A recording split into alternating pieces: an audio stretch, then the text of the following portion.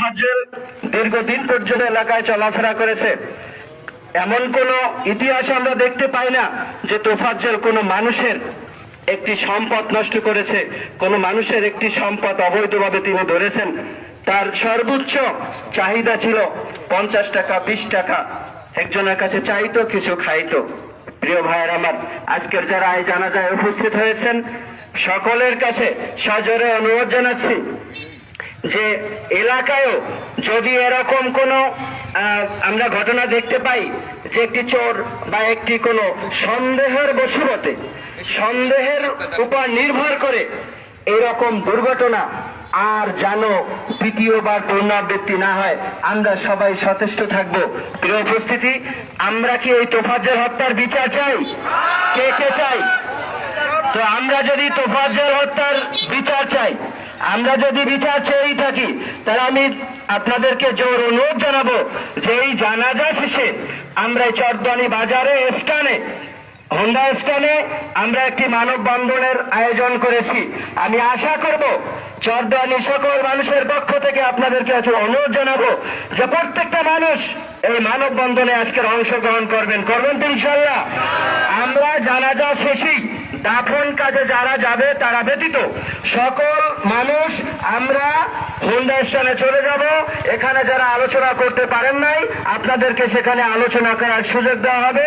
সবাই ভালো থাকবেন, ধন্যবাদ। আসসালামু আলাইকুম ওয়া রাহমাতুল্লাহ।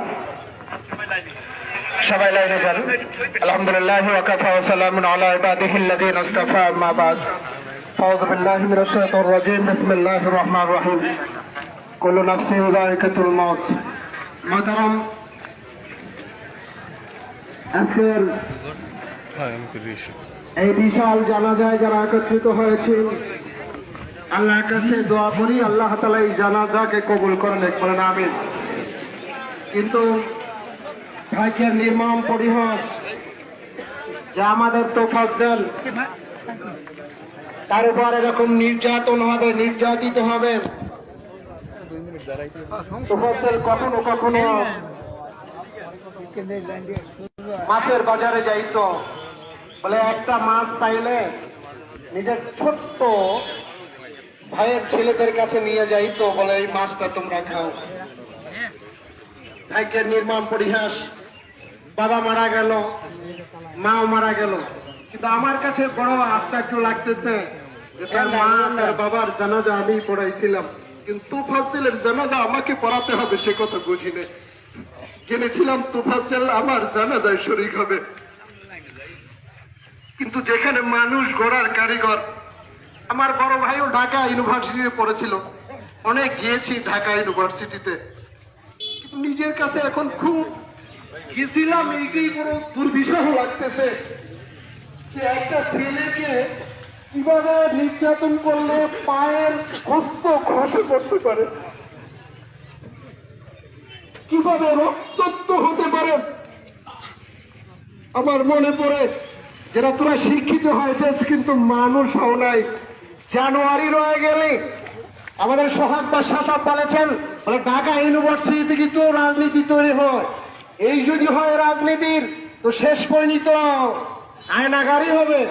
এজন্য ভাই ও দোস্ত বুজুর্গ, আমি আজকের এক বন্ধু আমার রিয়াজ ঢাকা থেকে ফোন করছে যে ভাই তোমার স্ট্যাটাস পেয়েছি, এই তোফাজ্জল তোমার গ্রামের।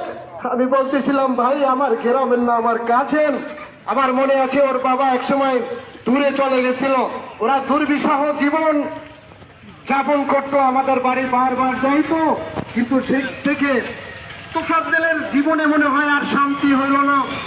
বলে আমার রিয়াজ বলতেছিল যে ভাই সারা বাংলাদেশের যে চোখের পানি, এই পানিতে হয়তো তোফাজ্জলের জিন্দেগি আল্লাহ তাআলা অনেক বড় করে দেবেন, তোফাজ্জলকে শহীদি মওত আল্লাহ তাআলা দান করবেন।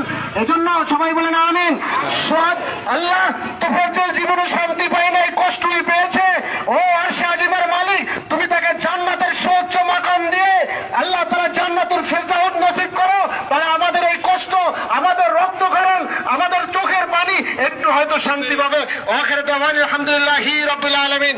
এখন জানাজা হবে, জানাজার পরেই আমাদের র্যালি হবে। আল্লাহ তাআলা আমাদের জানাজার মধ্যে সকলকে অংশগ্রহণ করার তৌফিক দান করুক। আমাদের রাস্তায় যারা বের হয়েছেন এখনই জানাজা হবে, জানাজা হবে।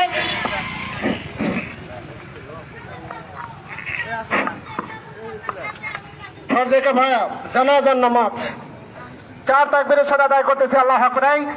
লাইভ ভাই জানাজার পরে হবে ইনশাআল্লাহ।